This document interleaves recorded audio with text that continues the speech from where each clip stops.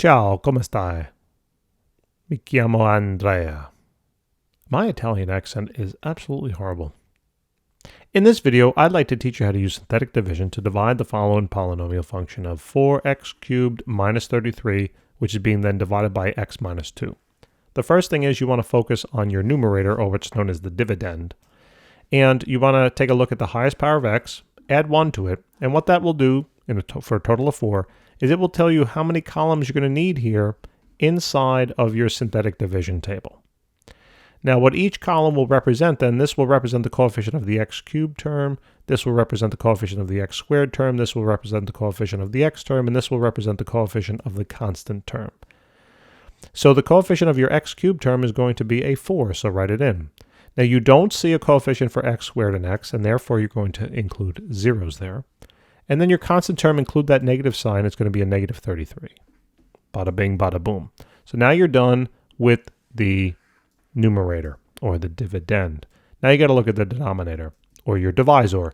What you're going to do is you're going to take that divisor, set it equal to 0. You're going to add 2 to both sides then to solve this for x. And the reason why you're solving it for x is to find the number that's going to go here on the outside of your synthetic division table. So let's write a 2. Now that you have the entire top row filled out, you're going to follow a very simple series of steps. Just take whatever that first coefficient is, drop it all the way down, rewrite it at the bottom. There is a red box here because you're not going to put anything in it. Now the simple series of steps is going to be as follows. Take the bottom number, multiply it by the number on the outside, and put its result in the next adjacent cell.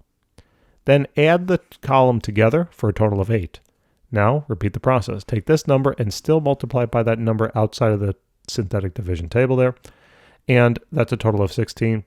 Add it together. You're going to have a total now of 16 here. Do the same thing. Take 16, multiply it by 2 for a total of 32. And then add this column together. So 32 minus a 3 is going to be a positive 29. And that's now basically it. Remember what these values represent now. This will represent your remainder. This will represent your constant term.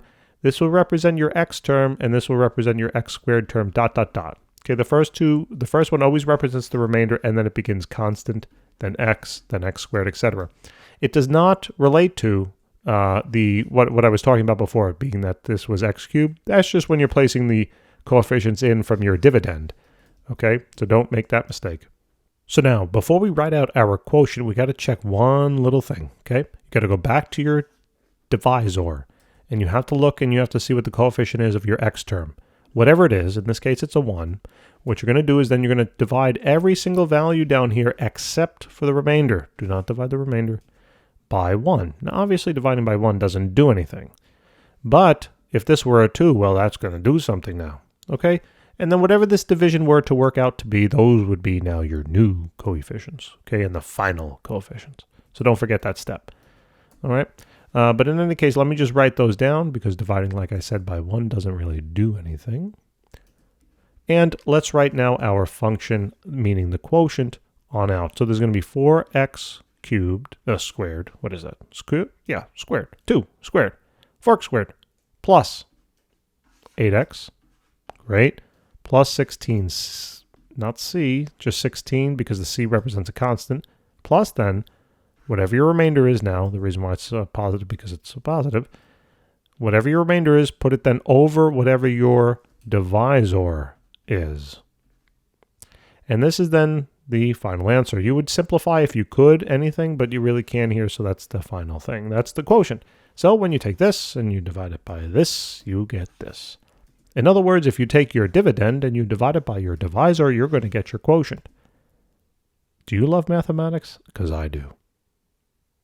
Do you love the words they use in mathematics? Because I do. I just want to give that person who came up with those terms a big, giant hug. Right? Yes. Thanks for watching.